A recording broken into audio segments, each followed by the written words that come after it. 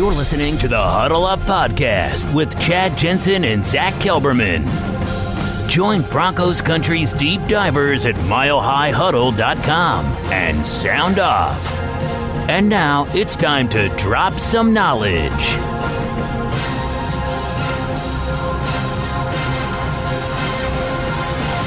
Podcast live, gut reaction, simulcasting on YouTube. I'm your host, Chad Jensen, and with me, as always, my partner in crime, you know him, you love him, as the lead NFL writer for Heavy.com.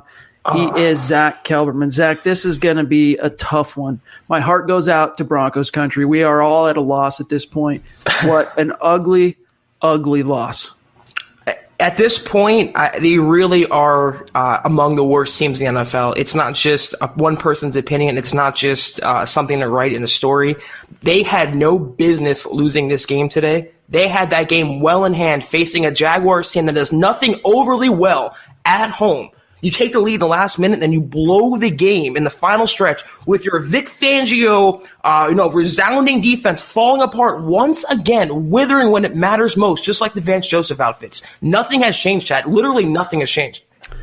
When Sutton scored that go-ahead touchdown, I was like, cool. But the Jags are going to just cut right through this defense. They were gassed. Fangio was fresh out of answers. He had nothing. And the defense, I mean, we dial it all the way back to OTAs, and we're like, I wonder why the Broncos are practicing in game jerseys. Oh, it's so that they can, acclimate to game-like situations, and Fangio's practicing over and over again critical situations and situational football and tackling and fundamentals. Where was that today? Mm-hmm. That's what's such an indictment here, is that Fangio, he looks like a coach at this point, unfortunately, that is way in over his head. And that sounds pretty familiar from last couple years. And it's I see a comment from Donald that says Vance is so much better than Vic. And if you would have gave me $1 million, I never would have guessed we would have read that comment in week 4. He talks about tackling being non-negotiable. The Broncos can't tackle, arm tackles, undisciplined play. It's just you're putting the defense out there in bad positions. Why would you ever not play a Bosby to this point if he's so much better than Yadam? What happened to the run defense? Why was Mike Purcell inactive, a run stuffer inactive against a run-first team? How do you let a 6th-round rookie quarterback come into Denver and outclass your 34-year-old in his prime understood quarterback in Joe Flacco? There is no excuse for any of this happening. I mean, you can every weeks 1 through 3. Okay, it's this. It's the refs were against them. They were playing on the road. There is no excuses anymore. The Broncos are just a bad football team, and they need to blow it all the way up. It seems like such a joke right now to even think or consider Flacco being a quarterback that's in his prime. I mean, he was awful. He was bad. He was bad. Guys, we're gonna dive even more into this game. We're gonna get to all of your reactions. We're gonna do everything we can as your football priest to help you exorcise the demons from this game and this 0-4 loss. Try and help you at least hit your week on some level-headed kind of emotional ground zero after this massive, massive disappointment. But first, just a couple of quick reminders. Make sure you're following the show on Twitter at HuddleUpPod, as you can see for our live viewers on YouTube. Follow myself at Chad and Jensen on Twitter, Zack at Kelberman NFL. And for our listeners who are going to be hearing this on Apple Podcasts or any of the other podcast listening platforms, take some time and go to Apple Podcasts, leave us a creative review and a 5-star rating. If you like what you hear, goes a long way toward helping out the show. It's a great way to support us. And we're going to be giving away some swag to some randomly selected viewers, or listeners too as well, I guess I should say. I guess that'll be on Tuesday. So get that done. This is the Overtime Podcast Network. All right, Zack, let's dial this back a little bit and try and make sense of how this completely fell apart for the Denver Broncos, because they actually got out to a really good start. For the first time, this offense showed some, not only were they moving the ball, but they were closing drives. They established a 14-point lead. Before we dive into all the ill and all the bad, what were the positive takeaways from you, at least from that first half from the offense? Flacco looked pretty good. The play calling was more aggressive. They were throwing down the field. Noah Fant got involved. Courtland Sutton got involved. They were opening the playbook, and it was working well with the running game. It just seemed like to me the shackles were finally off, and the Broncos were playing pissed off for once instead of playing defensively. They played that way in the second half, though they went into a complete shell. But in the first half, I was least encouraged they can at least go up on a pretty decent Jacksonville defense. And when the Broncos play with the lead, it helps the defense pin their ears back. So I was encouraged. I mean, you look at Flacco's numbers. He eclipsed 300 yards passing, thanks in large part to that final drive where he accumulated 80 of his 303 passing yards, 5 for 5 on that final drive. But so inconsistent. The Jaguars, what was that, 20 unanswered points that they scored from the end of the second quarter until the Broncos finally got that go-ahead score with under 2 minutes to go. Joe Flacco, the unfortunate truth is, he just doesn't move the needle. He keeps you right there. And for a team that... Now, listen, if this was even the 2016 Broncos, Flacco's the kind of quarterback who can win you some games. But there are so many holes across this defense, across this offense. The coaching is still figuring out what it's doing. There are so many holes. You are fooling yourself, Zach. If you're John Elway, if you're Vic Fangio, if you're Rich Scangarello, you are completely sticking your head in the sand and fooling yourself if you think Joe Flacco is the answer right now. He's not. This team is so far behind the 8 ball. The only answer at this stage, the only answer is to, buckle down, grin and bear it for the next 4 games and get Drew Lock out on the field ASAP. Yep. And you know as well as I do, Chad, I mean, I haven't liked the Flacco move. I've been bashing it since the moment the news broke. He was just not the right quarterback for this team. They made a lateral move. You might even say a downgrade going from Case Keenum to Joe Flacco. As sad as that is, they needed a youth movement. They took one step in the right direction, getting Drew Lock. Unfortunately, he had that injury, but even before that, they were just going all in on Joe Flacco, and it was a mistake from the get-go. They had the perfect setup to blow this whole thing up, go into a full rebuild, take your lumps with a young quarterback, just like the Redskins are doing now with Dwayne Haskins, and then move on to 2020. But all they did this year was waste a year of Lock's development and waste a year in general for this season. It's not going to go anywhere with Flacco. He's just not a good quarterback. It's as simple as that. You got to wonder how much John Elway at this stage is really ruining his decision to go ahead and bite the bullet and put Lock on IR to open this season, because we know that last week he started throwing again, per the report by Ryan Koenigsberg, that he was going to start throwing last week. So if he's throwing, probably a good chance that he could be ready to go this coming week against the LA Chargers on the road in LA. It might be a tough game, but you know what? Here's the thing. At this stage, it wouldn't matter. Flacco's not the answer. This team has squandered any opportunity for this to be a meaningful season. Right. So now the only way to find, to bake meaning back into the 2019 season is for these young guys to go through a trial by fire, figure out how to play in the league, and, basically start stacking wood on the fire for 2020. That means getting Drew Lock out on the field ASAP. But Elway tied his own hands. The soonest that can happen now is week 9. And how about redoing Joe Flacco's contract and pretty much tying yourselves from another couple years? It was just such a short-sighted move, Chad, and it's like this is all falls on Elway. He traded for Flacco. He put all his eggs in the Flacco basket, and he tied himself to him now financially. Unfortunately for Drew Lock, the Broncos have to make a move because right now the locker room is probably on the verge of a mutiny. Emmanuel Sanders said it was a world of suck. I agree. It's beyond suck right now. Suck is a compliment, but they have to do something. And I hate to say it already, but 4 games in, the Broncos are playing for 2020 at this point. They're playing for the future. They're seeing what the players, who they have, who they should keep, who they should get rid of. It's evaluation at this point.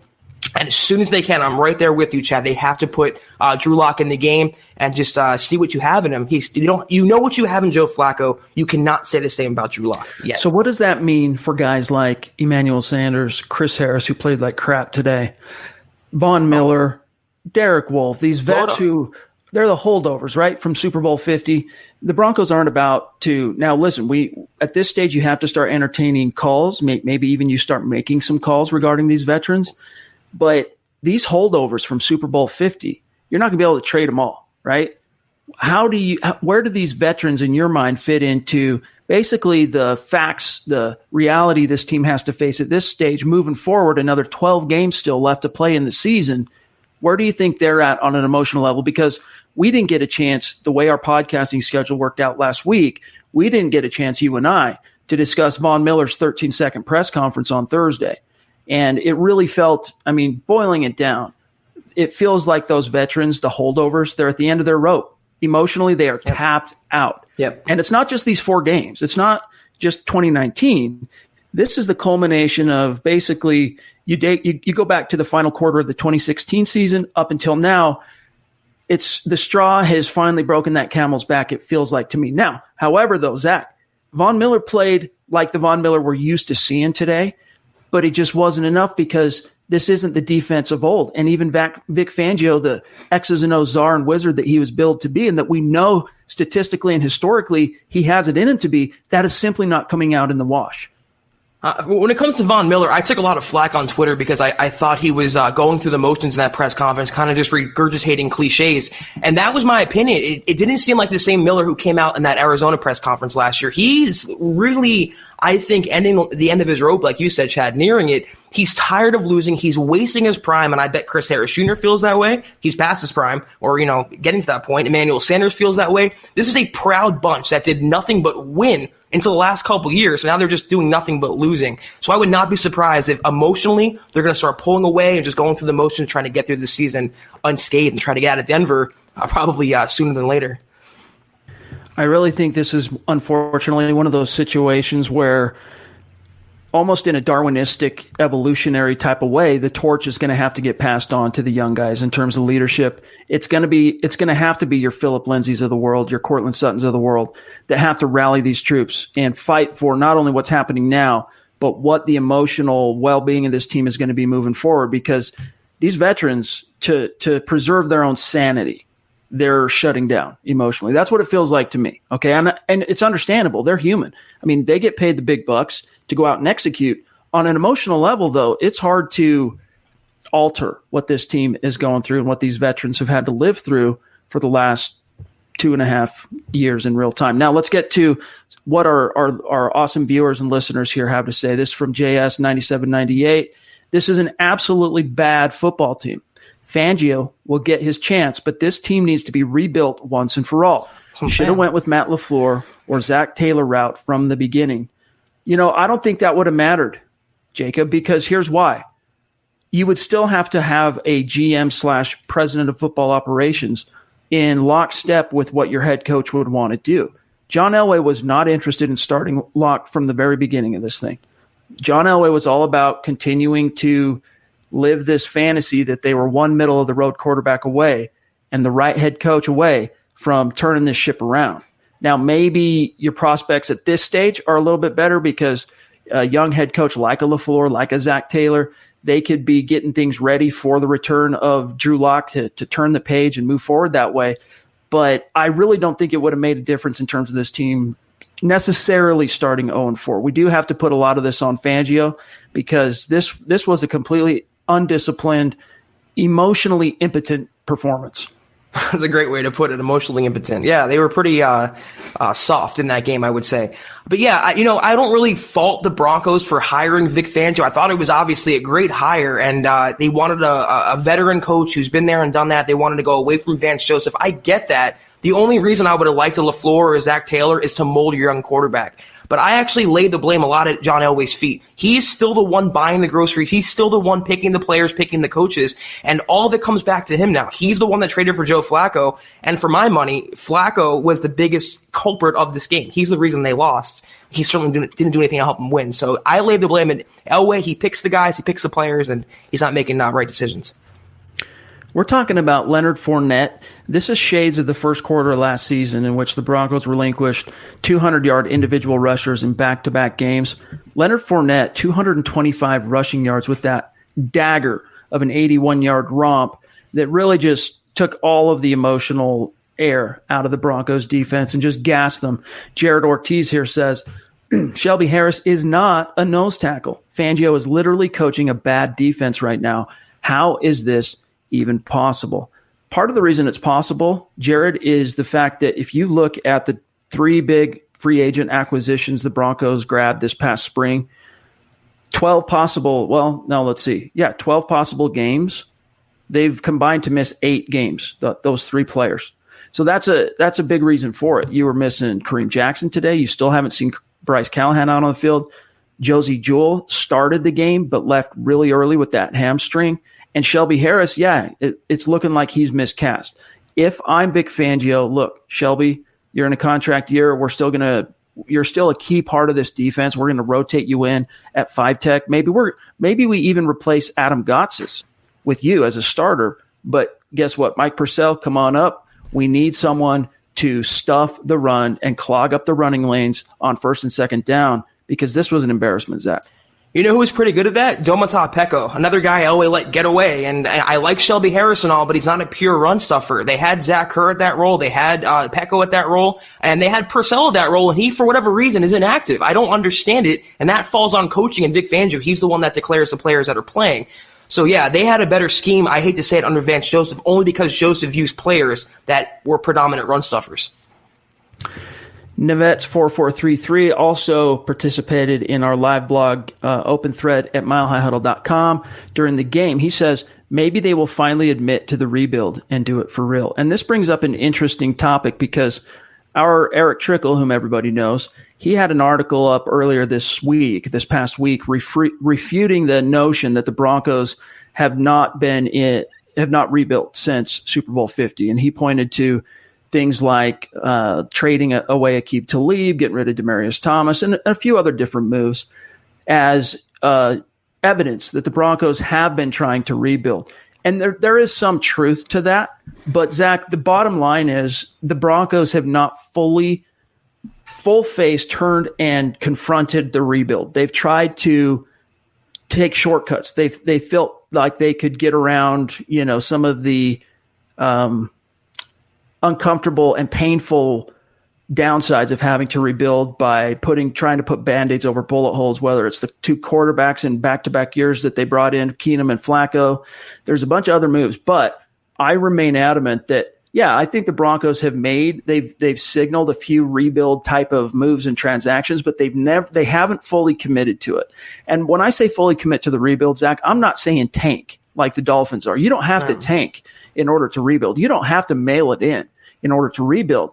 But when you are really embracing the reality of a rebuild, what it does is it informs your business decisions on game day. It informs where you invest your money. It informs a lot of things. And when you're in a rebuild mode, really what it comes down to, Zach, is you have your few token veterans that you need to have in there, but you are playing your young players for a purpose. You're getting if you have a young franchise future guy, quarterback, you're putting him in there ASAP. And the same goes for all of the key positions in which your team has invested, in draft picks. Those players need to be playing at this stage, and many of them are. But the most crucial position, the Broncos, they still have to wait on that, because they made the choice to put Locke, who was injured, but they chose to put him on IR. To me, the Broncos did half measures to go in a rebuild and still be a win-now team. And you can't have your cake and eat it too. It's either you commit to being a rebuild or you commit to being a win-now team. And as soon as they traded for Joe Flacco, a 34-year-old quarterback who was just dumped by the Ravens for a rookie, that signals an all-in win-now approach. They just don't have the horses for it. This was the perfect opportunity, as I said multiple times, in January. Get a new coaching staff, a rookie head coach, blow up the whole operation. You draft Drew Lock. You have an opportunity now, not to tank as you said, because no team wants to admit to that, but just evaluate for the future, evaluate for 2020. You can't do both. You got to go on one side of the fence or the other. And Elway chose to sit on the middle, and that's what they're seeing the results of that. Jay Thomas says, Flacco looks like a bored, sad old man out there. Elway must heavily pursue an inside linebacker via the draft, high in the draft or in free agency. Also, Chris Harris Jr. playing like a 15-pound, I think that's a sign. I'm American, so forgive my ignorance. They're cornerback, not 15 million. Play calling is shocking, all bad, top to bottom. And I agree, Jay, that Chris Harris, the Broncos, he held out. The Broncos paid him, gave him a rare, what was it, Zach, an extra $3.5 million raise this year, something like that. And he's not, look, it's not like he's giving up big touchdowns and getting smoked, but in crucial situations, when he does get targeted, he's relinquishing the reception, and he's been horrid in run support. Yeah, if he wants to become the highest paid quarter in the NFL, he's not going to be. Right, he's not doing himself any favors, and that was just all fluff by him talking this year. But he's not playing well. The entire secondary is not really playing overly well. Justin Simmons had a blown coverage that should have been a touchdown if the Broncos weren't bailed out. That's just another area of the Broncos defense that's falling apart under Vic Fangio, a supposed defensive genius. Just you hate to see it. The coverage scheme and his defensive run fits have been atrocious as a play caller. They were able to dial up more pressure. Fangio several times today against the Jaguars dialed up blitzes where he sent more than 4 guys. And I was glad to see him do it. And when he did, guess what? It paid off most of the time, the vast majority of the time. The Broncos, they finish with 5 sacks on the day. So that was better. But his maybe it's a disconnect from the execution to the scheme. I don't know what it is. But the Broncos it's just simply not coming out in the wash in any way, shape, or form close to what John Elway, what Fangio envisioned to start this season. Andrew here says, shut the F up about the Flacco bashing. He isn't the problem. And again, Zach, we get back to the question of if you're having to say that the quarterback isn't the problem, right? He's part of the problem, okay? He is part of the problem. And look no further, Zach, than yes, he started strong in the first half after crossing the 50 with the opening possession. They get into that, between the 50 and the opponent's 35. The Broncos have a strong tendency so far this year that's where they stalled, just outside of field goal range. But then on the 2 ensuing possessions, the Noah Fant screen, 25 yards, touchdown, followed up not long after by that first Sutton touchdown. Flacco was in a groove. He was looking good, but really good quarterbacks, okay, especially quarterbacks that are making somewhere around $20 million a year, they don't go into a shell. First of all, they don't throw that pick. That pick was ridiculously bad. High pass, inaccurate. They don't probably make that throw in the beginning or in the first place. Second, though, they don't go into a shell, Zach, the way he did until 2.5 minutes left to go in the game. This really chaps my behind questions like this. He might not be the problem or the main problem, but he damn well wasn't the solution today, and he hasn't been the solution through 4 weeks. It's just as simple as that. And until the Broncos have a quarterback who is the solution, who they win because of and not in spite of, you're going to see the same mediocre Broncos teams. Flacco is not the answer. He's not the only problem, but it doesn't have to be mutually exclusive. You can have 2 problems. It's the run defense, the quarterbacking, but the quarterbacking is not good. Flacco is not good. He's not the answer. He's part of the problem. Paul says losing is a habit now. And this was something that this goes back to the veterans being at the end of their emotional rope. It's a similar issue here. And that is that when the going gets tough, and I like that one tweet you had, Zach, asking where's the intestinal fortitude when things started to turn like the way it did in that third quarter. Where is that gumption? Where is the stones? Where is that intestinal fortitude? The Broncos, yes, we all recognize this now. This is a team that has completely forgotten how to win. And so much of winning, whether it's football, any aspect of life, so much of winning is belief and confidence and mindset. And the Broncos just don't have it. Just like today, they get up by 14 points. They're cruising, and they're on the brink of extending that possibly to 21-point lead. Flacco throws that pick. Okay, bump in the road. That interception, as bad as it was, Zach, did not have to be the death knell that it ultimately became, because this is a team that they're basically emotional toddlers at this point, because they've completely forgotten what the model is. And that goes to the veterans as well, to Von Millers, the Chris Harrises, the Derek Wolfs, the Emmanuel Sanders.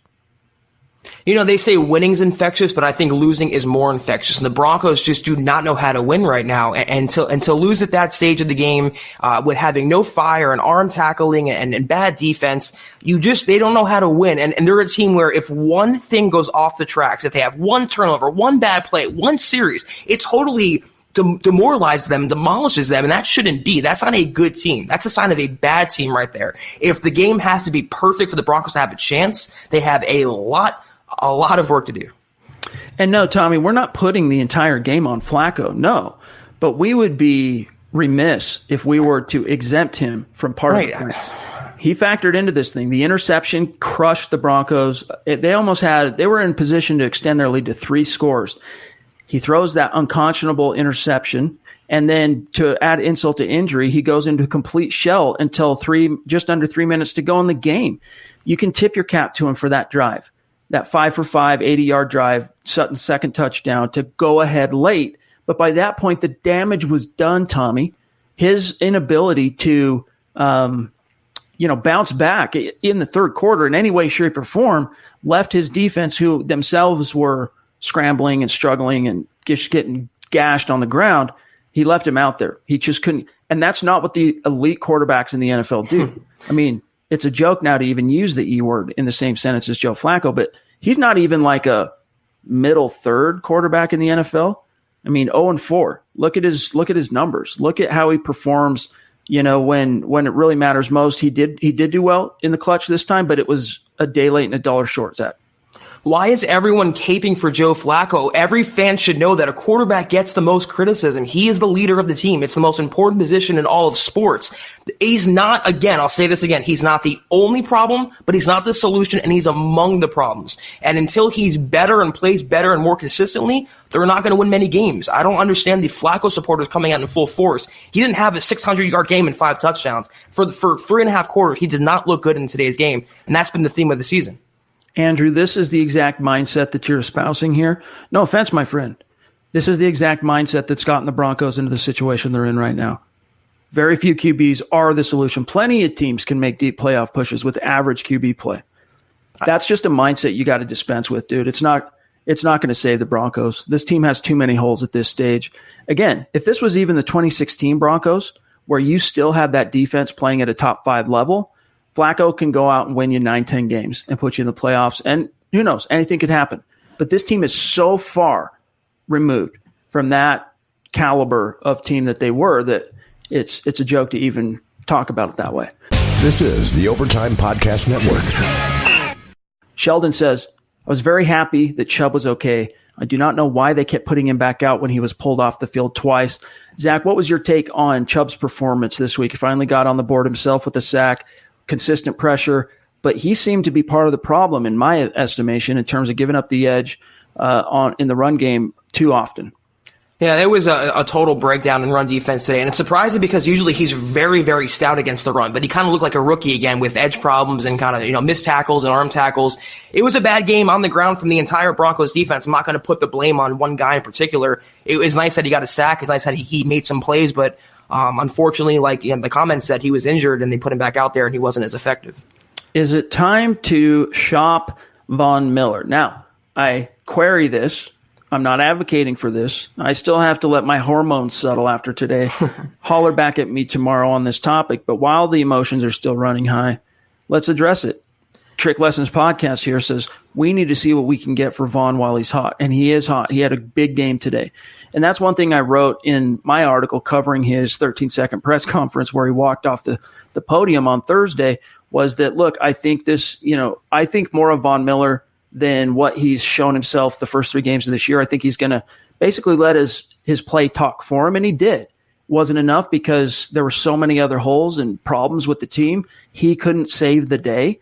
But at the end of this, I mean, the question here is, should the Broncos look, while Vaughn has now gotten his stock back up to where it needs to be, is this a conversation that needs to happen?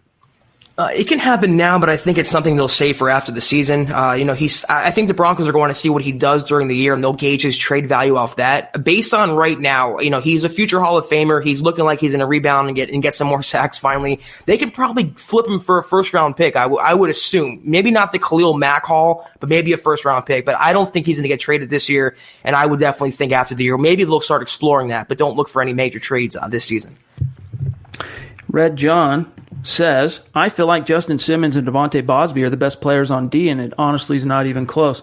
I disagree there. Simmons has been solid. Again, unspectacular. Bosby was exposed time and time again today, I should say. Last week, he had an encouraging performance against the Packers, broke up a couple of key passes on 3rd down. Today, though, at least in the second half. The first half, the defense looked like freaking world beaters. Second half, though, Devontae Bosby, Zach, he was left wanting. Let's just put it that way.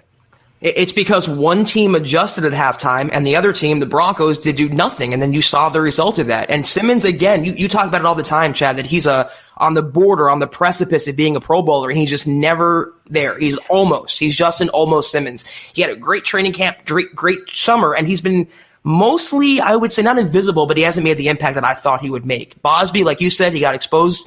I don't think anyone on the defense, except for maybe Chubb, minus today, is playing overly well right now. It's a bad situation. Chubb, Vaughn, and even Malik Reed in rotation in relief of Bradley Chubb, the edge players played well today. Todd Davis was atrocious. Will Parks was a freaking joke. Awful. Yeah, Parks was awful. The tackling and the coverage was just It's what you see from an 0-4 team, and that's why at the end of the day they deserve their 0-4. Here's what TJ says. I agree with Ben Lee. I don't know what Ben said, but the point here being Shaquille Barrett was an outstanding rotational player, and Broncos country is pretty hung up on this because while the Broncos went 3 games without getting a sack, you had Shaq Barrett in Tampa Bay racking up whatever it was, 7-8 sacks to open the season. Guys, you got to keep in mind, who would you rather have at the end of the day? Ask yourself this question.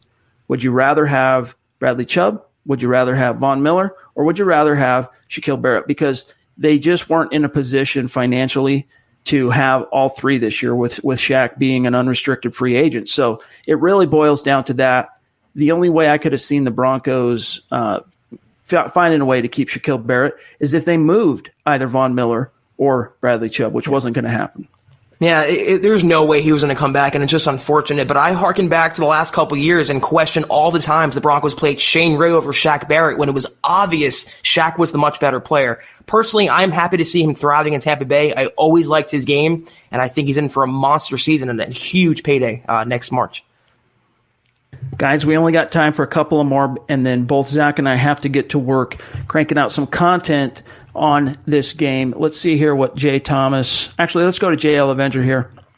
What is the problem with Coach Fangio? He's being outcoached. What can be fixed on the defensive side?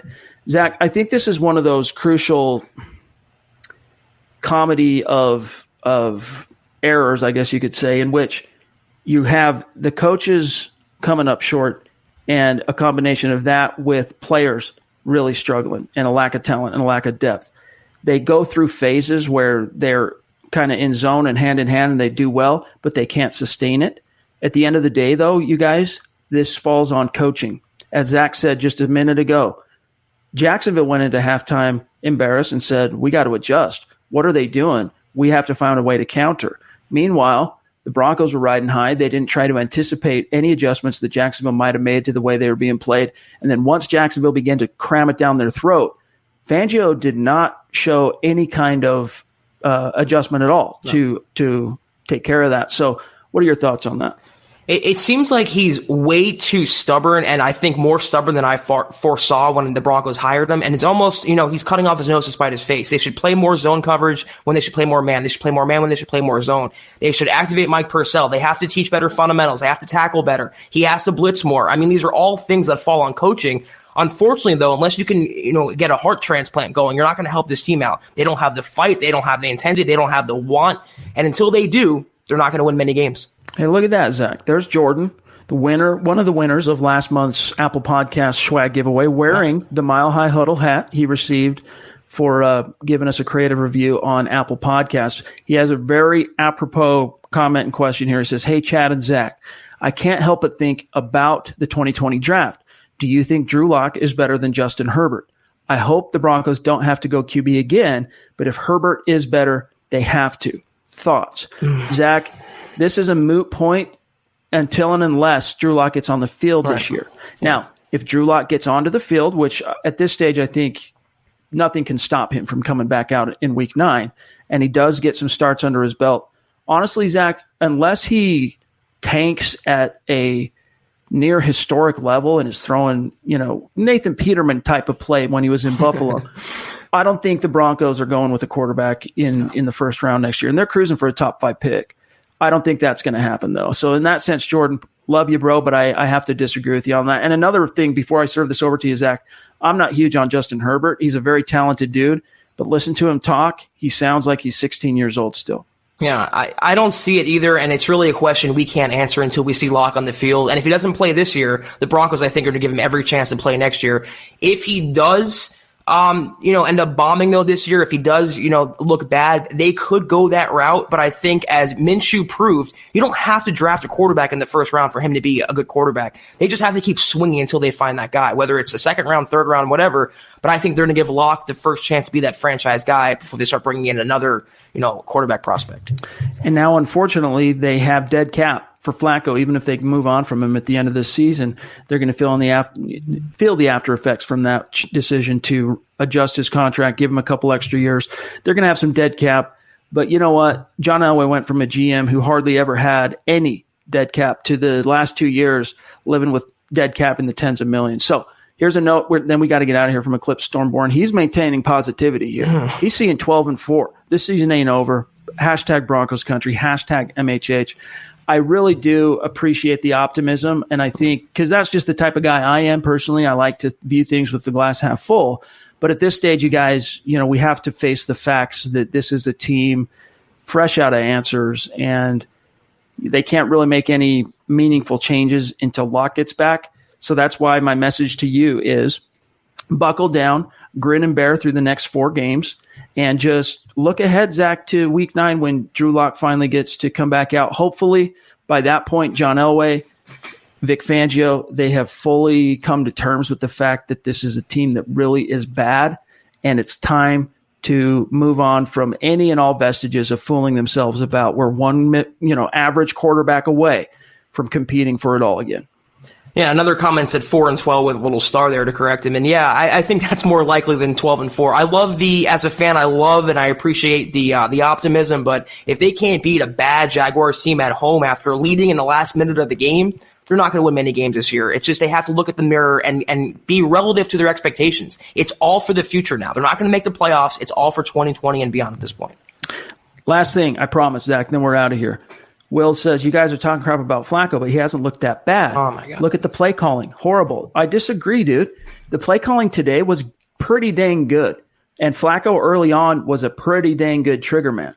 But you can't wilt the way he did. You can't throw that interception at the bottom of the second quarter the way he did and then wilt until there's, basically you're running a 2-minute offense trying to save the game. I'm sorry. Joe Flacco was the problem for the crucial part of the game. That's just the way it is. Wasn't the play calling, Zach. I'm going to say this one more time. The run defense was bad today. The coaching was bad today, but Flacco was also bad today. All those things can be true at the same time. I don't know where all these apologists are coming from, but he is not a good quarterback. The run defense wasn't good, but Flacco has not been good the entire season. You have to just face facts and call it like it is. That's where we're at, you guys.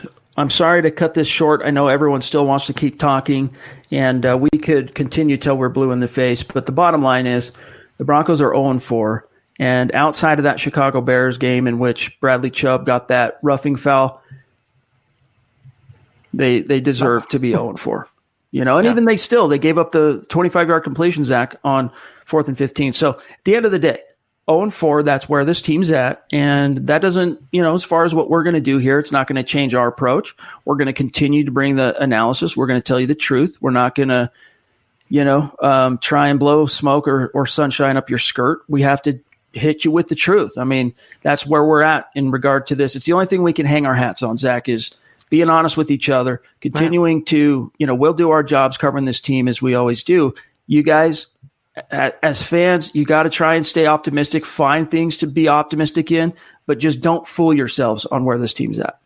Yeah, and don't say, 12-4. Don't, align your expectations to that. They're not going to be a playoff team this year. And listen, I know that I'm known, I have this reputation as being the more negative one between Chad and I or whatever. I've tried to be positive with this team the last couple of weeks. I predicted win after win after win, and it hasn't come to fruition. You have to just be honest with yourselves and say they are not a good football team. And as soon as Elway admits that to himself and publicly, or close to publicly, they're not going to get anywhere.